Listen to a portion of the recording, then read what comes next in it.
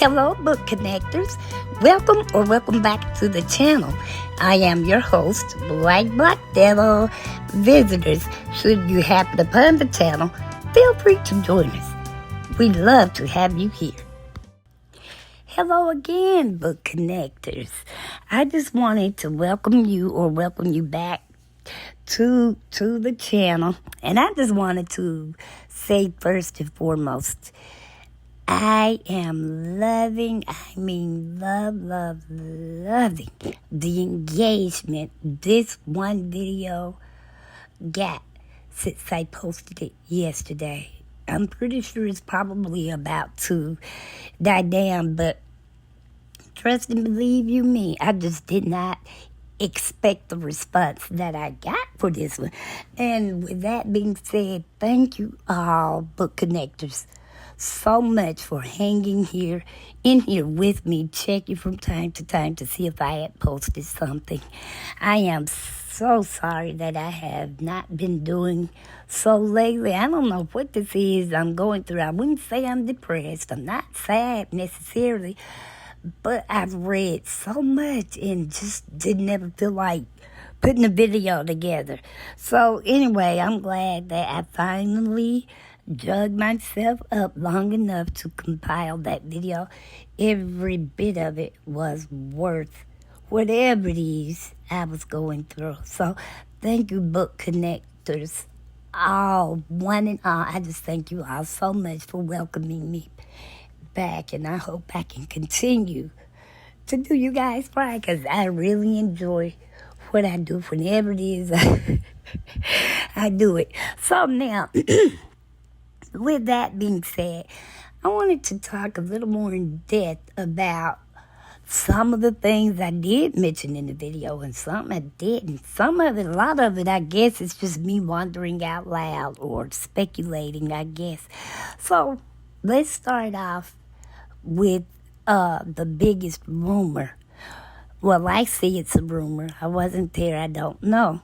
But, I told you all that when Aretha had her first child at the age of 12, some people apparently figured that her father was the father of her baby.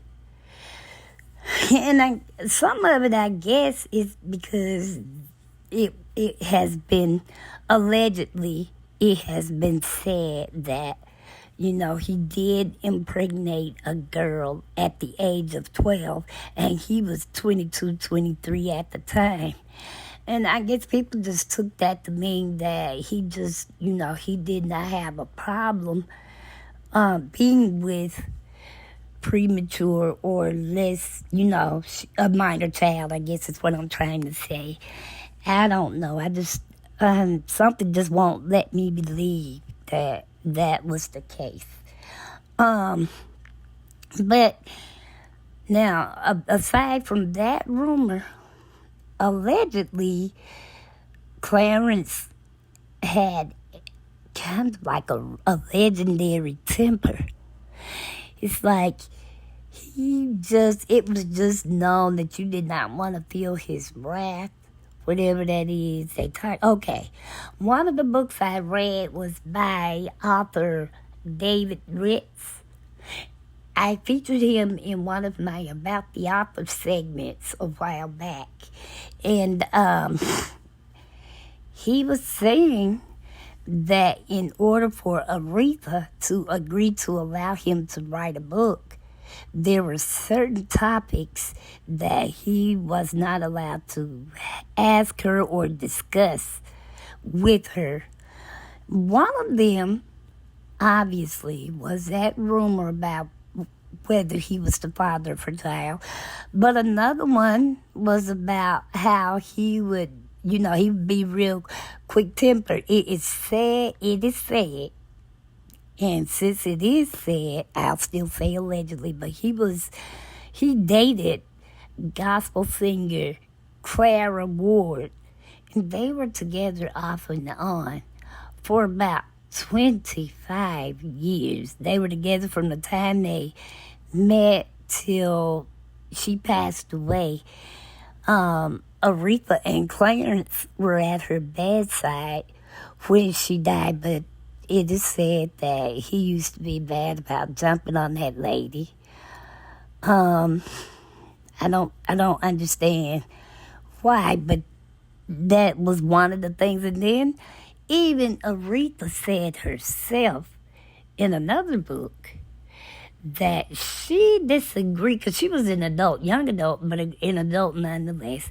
She disagreed with something he wanted her to do. He wanted her to go in a different direction with her song, but she didn't want to do it. And so, allegedly, well, I don't see how that could be considered alleged, because Aretha said that herself. She said he winded up, let me rephrase that.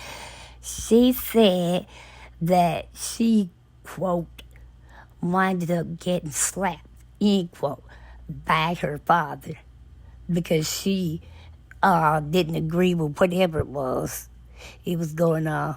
Now, I still don't know if things went his way or if he just, gave in or what.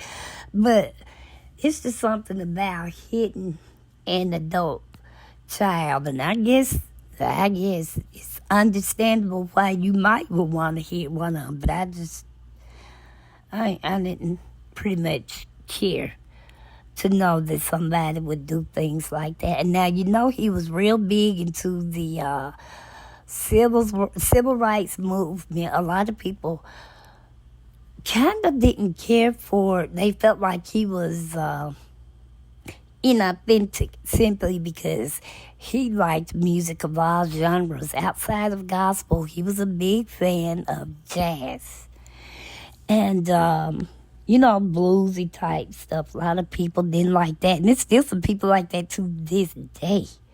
I don't understand why, but anyway, it's something like that.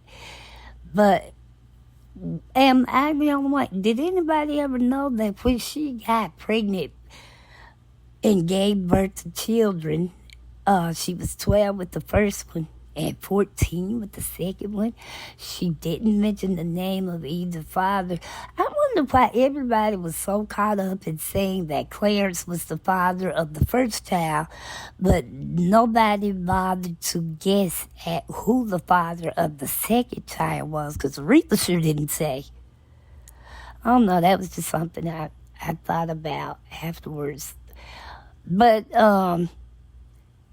she just never did stop doing whatever it was she was doing. She dropped out of school after she had that last baby, and the father didn't seem to have a problem with it.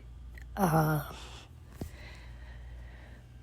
don't know. It's just some stuff I just didn't understand about her story. But overall, I really walked away after reading every last one of these with the same conclusion, and that is Aretha really wore her heart on her sleeves. She really did. And someone said yesterday that she was ahead of her time. Well, she was a little bit ahead of nighttime as well. I knew the name of Aretha. I knew her voice when I heard it. But until I was probably about, 9 or 10, did I ever associate that name with that voice. Let me see. I tell you, I was a little bit older than that, because my aunt passed away. And when she passed, her daughter, my mom took custody of her daughter. And so, she moved in or whatever. Her daughter was 12 when she died. But I got her music collection. Now, nobody ever said that this is yours. But I noticed that I was the one who really would listen to that music the most whenever I was home. And in that collection, I was introduced to, because she had a lot of Aretha Franklin, Minnie Riperton, Stevie Wonder, and James Cleveland. Now, before the music collection, the only one I was really familiar with was Stevie Wonder. And I was aware of some James Cleveland. I think that I might have heard of Minnie Riperton, but her voice was just so angelic sounding to me that I don't think that I ever really thought that this was a human. But I did, so I would listen to, back in the days when we had the 8-track tapes. Anybody old enough to remember those?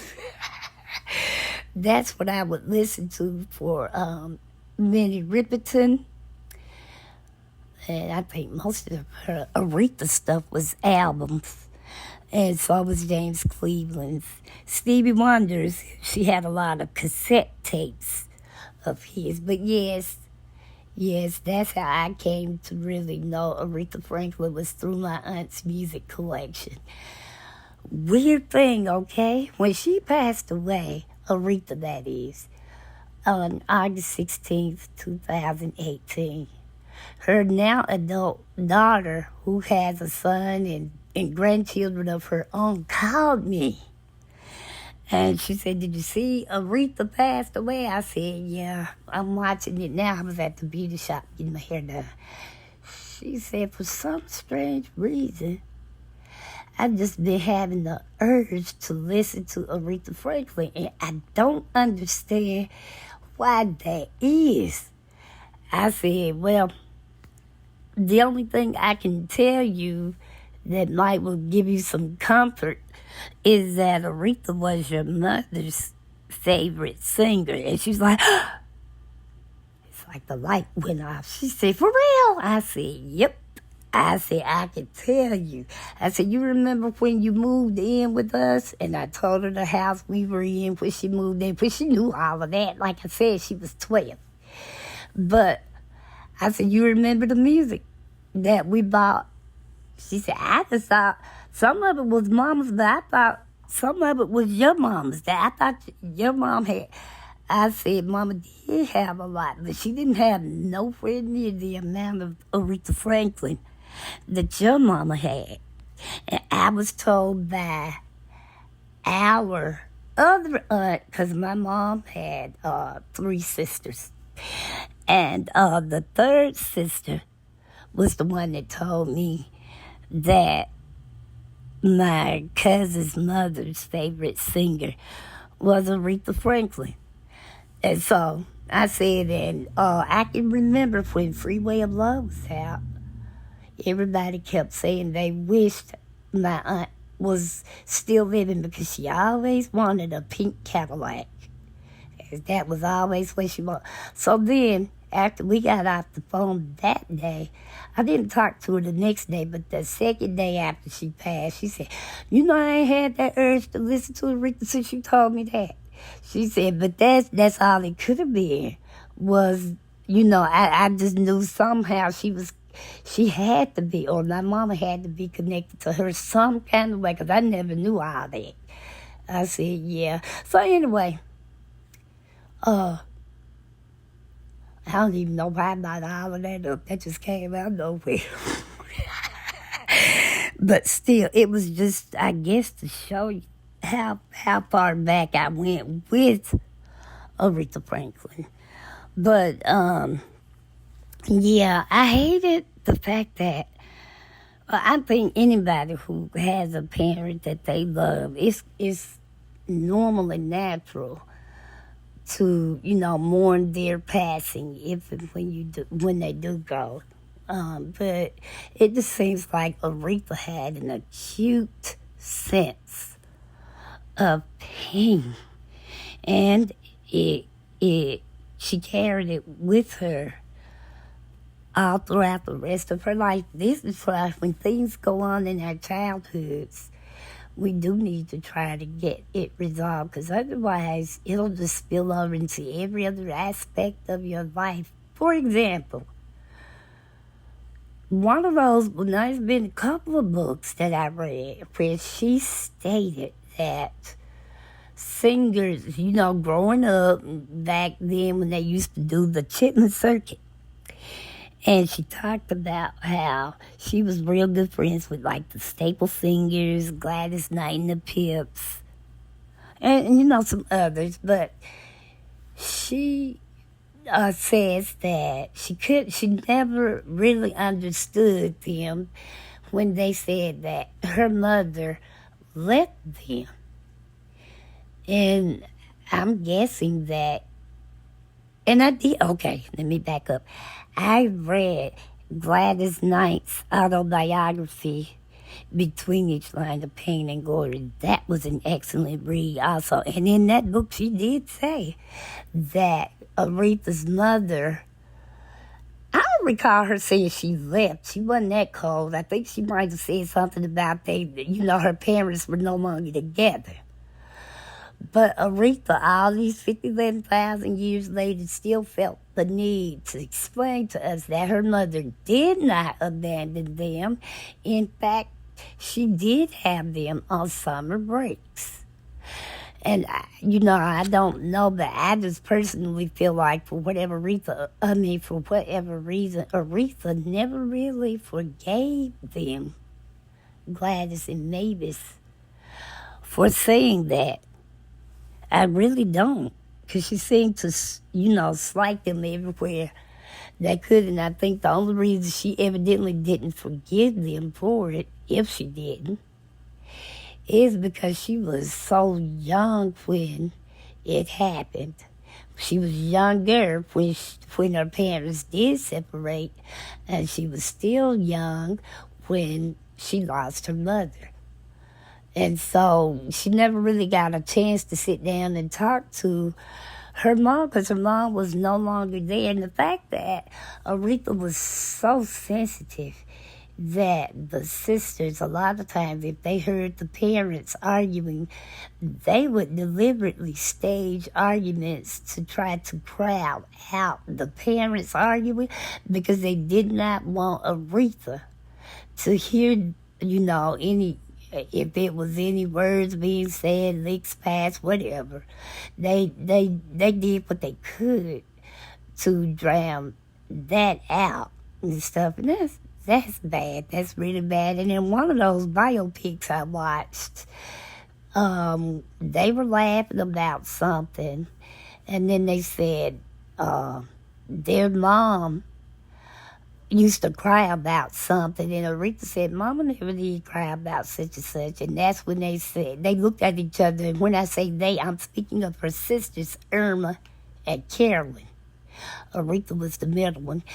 But they looked at each other and they were like, Riri. And then that's when they told her, a lot of times they would argue, and Irma and Carolyn would just argue louder, trying to shield Aretha from their parents bickering back and forth.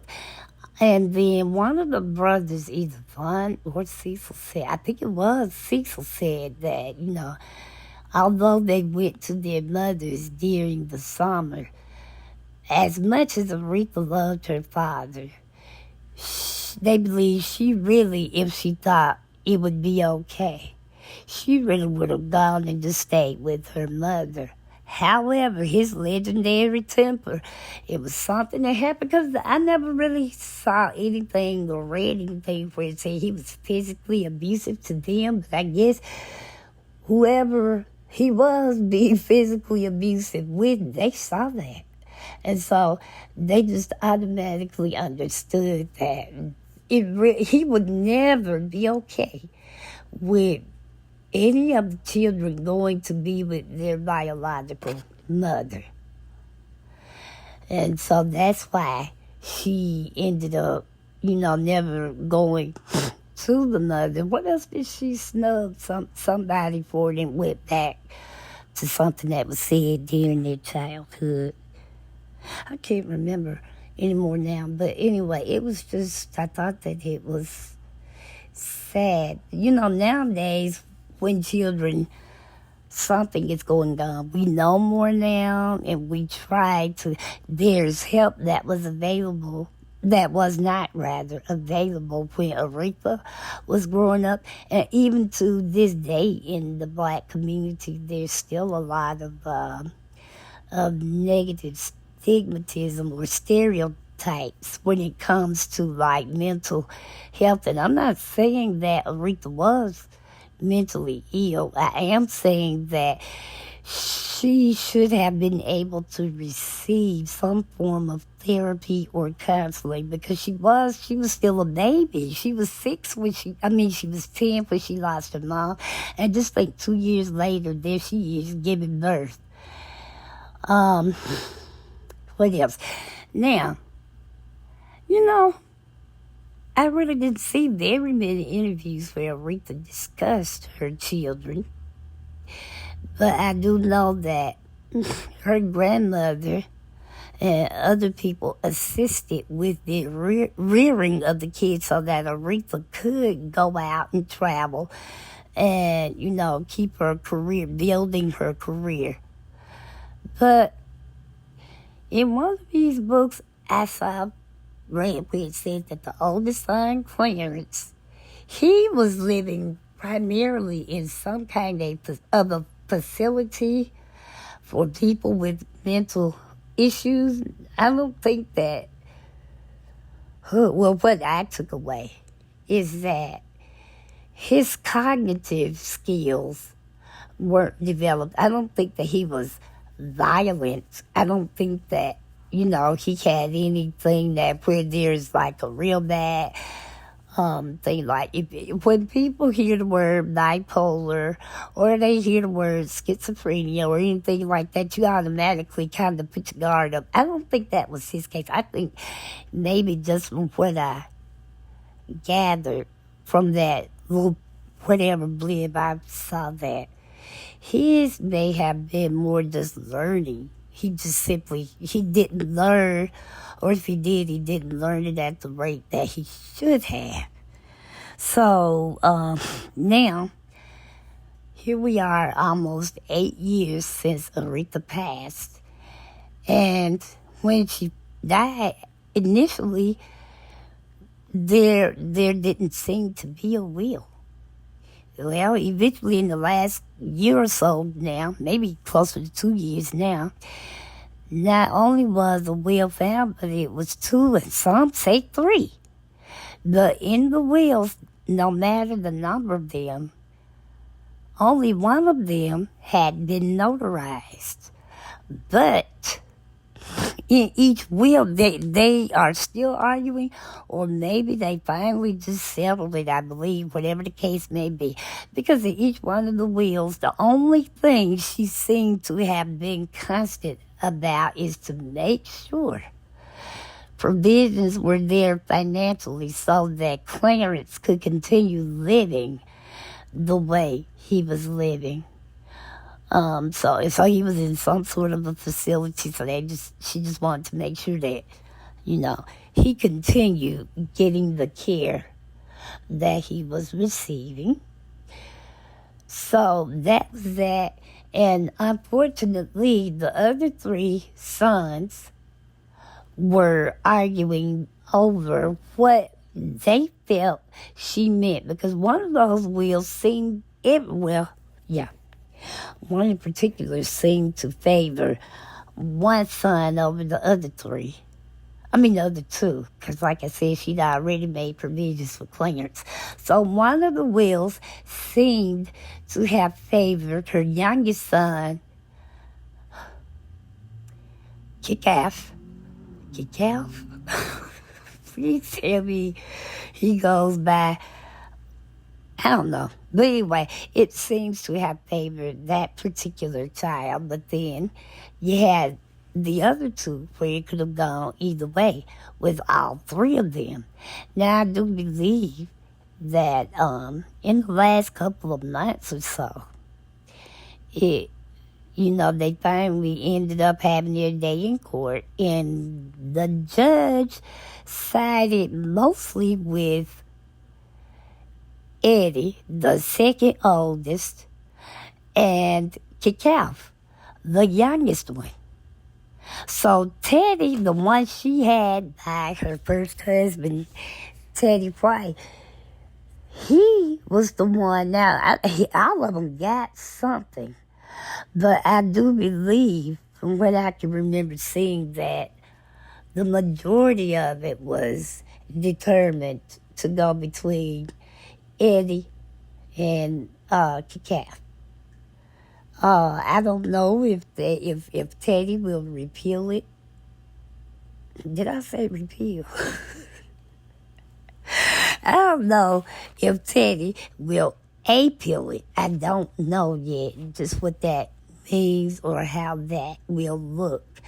But right now, I know that the family supposedly is okay, because the niece, Sabrina Owens, Irma's daughter, she was listed in the will some kind of way as like an executor or whatever, but she stepped down. I guess she just knew she didn't feel like her aunt would want her to be in the middle of her children's squabbles or anything. I don't know what they'll end up doing, but let me see. Is there anything else I want? Okay, we talked about Clarence. We talked about this, that, and the other. But, yeah, getting back to his oldest daughter, Carl or Carol, I often wonder sometimes, do these people really have relationships with their okay, just take for it as not an example, just look at Michael Jackson's father, Joseph Jackson. He fathered a child outside of the marriage. She's grown now. And according to her, Joe's oldest daughter, Rebe, is the only one of them that was friendly towards her. And I was looking at some interview, she said Janet especially was the meanest to her. And so I took all of that to mean that there's really pretty much not a relationship. Yeah, they know who she is and she knows who they are. And I don't know, I don't feel like they should be required to have a positive relationship with the lady. But I don't feel like she should be snubbed either. If you say something about, I don't know why anybody would mention her to any of them, but, I just say, yeah, that was my dad's sister, and I believe I just keep it pushing if there was no relationship there. And so I just thought about that when I saw it. And then Carl outlived every last one of the children between Clarence and Barbara. Shoot, she outlived Barbara's son, her stepbrother, Vaughn. I wish I could find some info on her just to see how her life turned out, because I think she was like 70. She was born in 1940 and passed away in 2019. I think she was like 78 when she passed away. But anyway, book connectors, I hope that I've said all I didn't say in the video yesterday. And you know what I like so much about not only just the engagement, it was the fact that a couple of people named their favorite songs by her. That was fun to see, because when I saw Until You Come Back to Me, I was like, oh yes, this is really making my day, because that was one of the songs that I really can remember playing over and over and over and over. And I always wondered why it never really charted. But yes, that was one of my favorite songs. And then her latter stuff, I loved Who's Zooming Who? I loved A Rose Is Still a Rose. Now, she worked with Lauryn Hill on that one from the Fugees. But then that Who's Zooming Who, she worked with Luther Vandross. I don't think Aretha was the easiest person to get to know, despite what you may have seen in interviews, because in those books, baby, she gave it to them. She gave them the business, even when her career had stalled, and she was trying to find things, songs and material to, put an album together. Aretha still wanted it done her way. Even Luther Vandross in his book said, when he approached Aretha, he, introduced himself and he called her Aretha. No, it's Mrs. Franklin. She made, what's the main producer that had her when she was at Columbia? Atlantic Records. Oh, Jerry Wexler. I do believe Jerry probably knew her better than anybody outside of her family. She seemed to be able to let her guard down with him for a while, but even with that, she still argued with him. She just argued all the time with somebody, baby. She gave them the business, but one time she and Luther were working together. And Luther, at the time, was in his prime. He was in his heyday. And he made some kind of remark, something to the effect of, do you know who I am, or do you know who you're working with? I have the #1 album, blah, blah, blah. But that didn't faze Riri, baby. Nah, she gave it right back to him. You may have the #1 album right now, but how many #1 albums do you have? How many Grammys do you have? She got so mad that allegedly she walked out and she was just going to scrap the whole album. So after Jerry felt like she had calmed down enough, he convinced her to go ahead and give Luther another shot. Another producer that worked on her albums back in the mid-'80s was Naralda Michael Walden. And I probably just butchered his name. But he had done a lot with people like the group Chic. He worked a lot with Nile Rodgers. He was just well known. And he was the one that did like the Jump to It and the Freeway of Love. That whole album, he worked a lot with Aretha. And it did bring her back out. It made her known to younger people. Like, I have a daughter that's 30. Well, Aretha is still out of her stratosphere. She couldn't tell you anything about Aretha Franklin. I have one 18, so common sense gonna tell you. If she doesn't know if the 30-year-old don't know Aretha, neither does the 18-year-old. But you got people like, I would say, from 45 to, and up. If they at least know who Aretha is, and if they like any of her music, most of the people I know from 45 to about 60, most of them like her stuff from the 80s and, the 90s that came out. But, okay, I got one other thing I want to talk about before I go. Now, I told you Aretha would not allow anyone to ask her questions or discuss certain periods of her life, and one of them was her marriage, her first marriage in particular, to Ted White, the father of her third son, Teddy. Now, other musicians, mainly session musicians from back in the day, a lot of people said that it was common knowledge that Aretha knew that this man, he didn't have the best reputation when it came to women. He was known to lay hands on women and men, because when they were recording that album down in Muscle Shoals, Alabama, baby, a brawl broke out between Teddy and one of the other producers, arrangers, and stuff. And some of it, it said that, maybe they did drink a little too much the night before. But either way it goes, he put hands on Aretha too.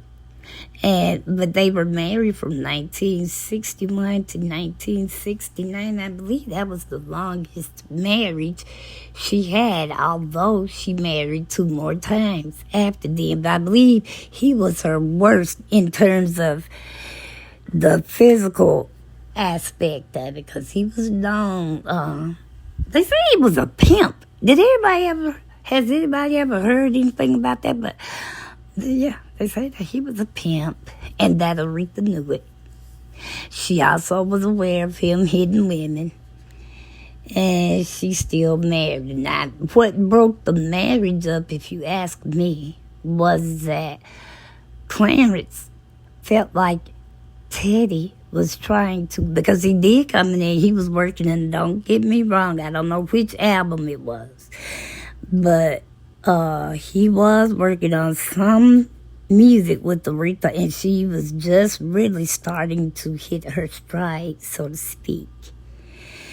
At some point, though, Clarence decided that Teddy was trying to get in Aretha's ear to convince her to make him, Teddy, her manager, or Ted rather, and to just stop working with her father. And it looks like Aretha was really considering doing so until the 2 men got into some sort of an altercation. What it was about, I don't remember, but I do know that hands were laid on both sides. Clarence and Teddy, Ted and Clarence, that's what it was. And even after that went down, Aretha stayed with him maybe like for another year or so. But she did eventually file for divorce. And when they divorced, Teddy, the son, went to live with Ted's family. I don't know if he was in his life. I don't know if Ted was really in his life while Teddy was growing up. I kind of think he might have just been with his family, but not necessarily the father. But anyway, book connectors, I think I got it all out now. Sorry for this one being a little bit more lengthy, but, after everybody was saying there was a lot of information, a lot of people just didn't know about it, I was like, ooh, apparently I barely scratched the surface. So I wanted to come in and talk a little bit more about what I did know, and I think I'm done now. So, as always, book connectors, thank you. Subscribers, thank you for being subscribed. Really, I do. Visitors, like I say at the beginning, if you happen upon the channel, feel free to join us. We really would love to have you here. More people, more opinions. I love it. And then, everyone, please remember to like, share, comment respectfully, and by all means, subscribe if you're not already. And then until we read again, book connectors, remember this. As long as there are books around, there is always something to read. Book connectors, be safe out there. Thank you for the engaging in the videos. And be blessed. God bless.